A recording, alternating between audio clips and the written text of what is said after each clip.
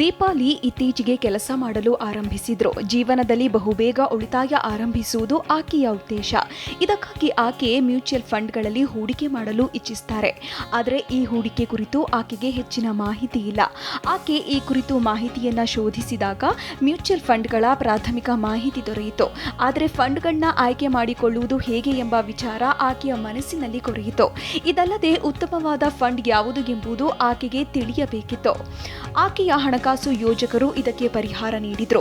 Mutual ಫಂಡ್ಗಳಲ್ಲಿ ವಿವಿಧ ರೇಷಿಯೋಗಳಿದ್ದು ಅದರಿಂದ ಯೋಜನೆಯ ಸಾಧನೆಯನ್ನ ಅಳೆಯಲು ಸಾಧ್ಯ ಎಂದು ಅವರು ತಿಳಿಸಿದ್ರು. ಆದರೆ ಈ ಕುರಿತು ಒಂದು ವಿಚಾರವಿತ್ತು. ಅಂದ್ರೆ ಹಲವು ಬಾರಿ ಹೊಸ ಫಂಡ್ ಬಂದಾಗಲೂ ಹೂಡಿಕೆದಾರರು ಗೊಂದಲಕ್ಕೀಡಾಗ್ತಾರೆ ಎಂಬುದು. ಇದೀಗ ದೀಪಾಲಿಯ ಸಮಸ್ಯೆ ಎಂದ್ರೆ ಆಕೆ ಹೊಸ ಯೋಜನೆ ಆಯ್ದುಕೊಂಡ್ರು ಅದು ಉತ್ತಮ ರಿಟರ್ನ್ ಅಂದ್ರೆ ಲಾಭಗಳಿಗೆ ನೀಡುತ್ತೆ ಎಂಬ ಖಾತರಿ ಏನು? ಅದು ಸಾಧನೆ ಮಾಡದಿದ್ರೆ ಹೇಗೆ? ನಿಮಗೆ ತಿಳಿದಿರಬಹುದು, ಒಂದು ಮ್ಯೂಚುವಲ್ ಫಂಡ್ ಅನ್ನ ಆಯ್ಕೆ ಮಾಡಿಕೊಳ್ಳುವಾಗ ಅದರ ಗುರಿ, ಉದ್ದೇಶ, ಕಾಲ ವ್ಯಾಪ್ತಿ, ಅಪಾಯ ಎಲ್ಲವನ್ನ ಪರಿಗಣಿಸಲಾಗುವುದು ಎಂದು. ಆದರೆ ಕೆಲವೊಂದು ಪ್ರಮುಖ ಅನುಪಾತಗಳಲ್ಲಿದ್ದು ಇದು ಮ್ಯೂಚುವಲ್ ಫಂಡ್ನ ಸಾಧನೆಯನ್ನ ಅಳೆಯಲು ಉತ್ತಮವಾಗಿ ನೆರವಾಗುತ್ತವೆ. ತಜ್ಞರು ಹೇಳುವ ಪ್ರಕಾರ ನೀವು standard deviation, beta, alpha, R squared, Sharpe ರೇಷಿಯೋನಂತಹ ವಿಚಾರಗಳನ್ನ ಗಮನಿಸಬೇಕು ಎಂದು. ಇದೀಗ ಹೀಗೆಂದ್ರೇನು ಅಂತ ಅರ್ಥ ಮಾಡ್ಕೊಳ್ಳೋಣ. ಇದು ನಮಗೆ ಮ್ಯೂಚುವಲ್ ಫಂಡ್ನ ಚಂಚಲತೆಯ ಬಗ್ಗೆ ತಿಳಿಸುತ್ತೆ. ಇದರಿಂದ ನಮಗೆ ನಮ್ಮ ಫಂಡ್ ಚಾರಿತ್ರಿಕ ಸರಾಸರಿ ಸಾಧನೆಯಿಂದ ಎಷ್ಟು ವಿಪಥಗೊಳ್ಳುತ್ತೆ ಎಂದು ತಿಳಿಯುತ್ತೆ. ಹೆಚ್ಚಿನ ಸ್ಟ್ಯಾಂಡರ್ಡ್ ಡಿವಿಯೇಷನ್ ಎಂದ್ರೆ ಹೆಚ್ಚಿನ ಚಂಚಲತೆ ಇರಲಿದೆ. ಕಡಿಮೆ ಸ್ಟ್ಯಾಂಡರ್ಡ್ ಡಿವಿಯೇಷನ್ ಅಂದ್ರೆ ಫಂಡ್ ಹೆಚ್ಚು ಚಂಚಲವಾಗಿಲ್ಲ ಎಂದು ಅರ್ಥ. ಇದು ಅಪಾಯ ಇಚ್ಛಿಸದ ಹೂಡಿಕೆದಾರರಿಗೆ ಉತ್ತಮ.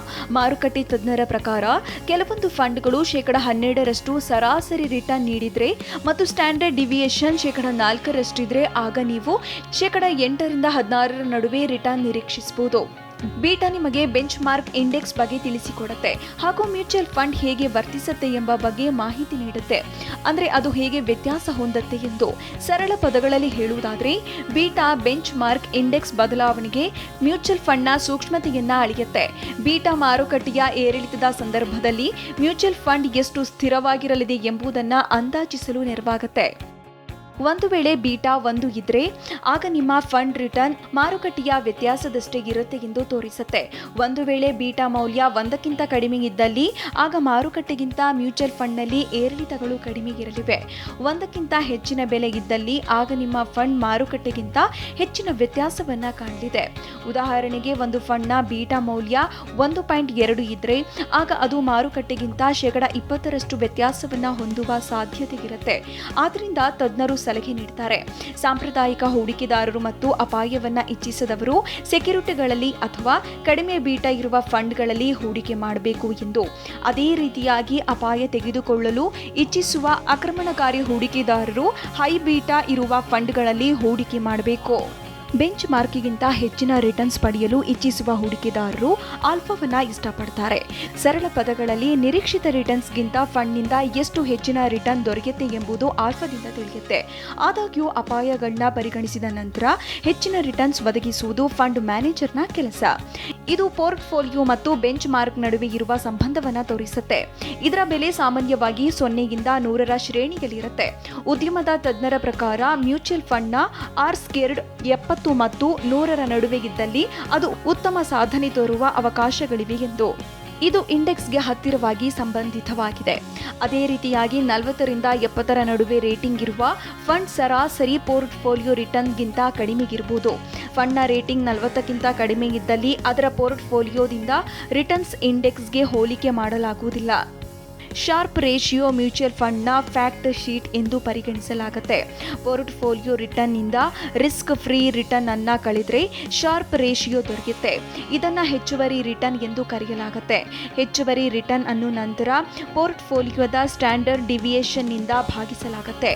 ಅಂದ್ರೆ ಸರಳ ಪದಗಳಲ್ಲಿ ಹೇಳುವುದಾದ್ರೆ ಹೂಡಿಕೆದಾರರು ಹೆಚ್ಚುವರಿ ರಿಟರ್ನ್ಗಾಗಿ ತೆಗೆದುಕೊಳ್ಳುವ ಪ್ರತಿಯೊಂದು ಅಪಾಯವನ್ನ ಅದು ಅಳೆಯುತ್ತೆ.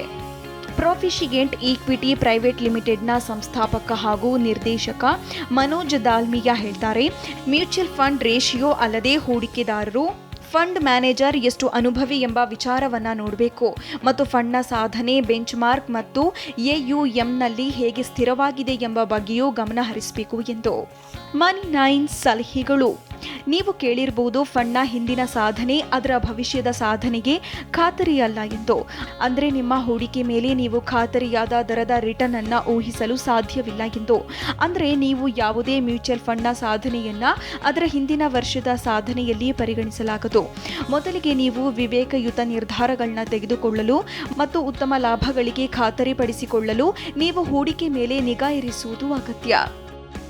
ಫಂಡ್ ಆರಿಸಿಕೊಳ್ಳುವುದು ಹೇಗೆ ಮತ್ತು ಉತ್ತಮವಾದುದು ಯಾವುದು? ಮ್ಯೂಚುವಲ್ ಫಂಡ್ ಸಾಧನೆಯಲ್ಲಿ ಹಲವು ರೇಷೆಗಳು ನೆರವಾಗಲಿವೆ. ಎನ್ಎಫ್ಒಗಳ ಭಾರಿ ಪ್ರವೇಶದಿಂದ ಹೂಡಿಕೆದಾರರು ಗೊಂದಲಕ್ಕೊಳಗಾಗ್ತಾರೆ. ಫಂಡ್ ಉತ್ತಮ ರಿಟರ್ನ್ಸ್ ನೀಡುತ್ತೆ ಎಂದು ನೀವು ಖಾತರಿಪಡಿಸಿಕೊಳ್ಳುವುದು ಹೇಗೆ?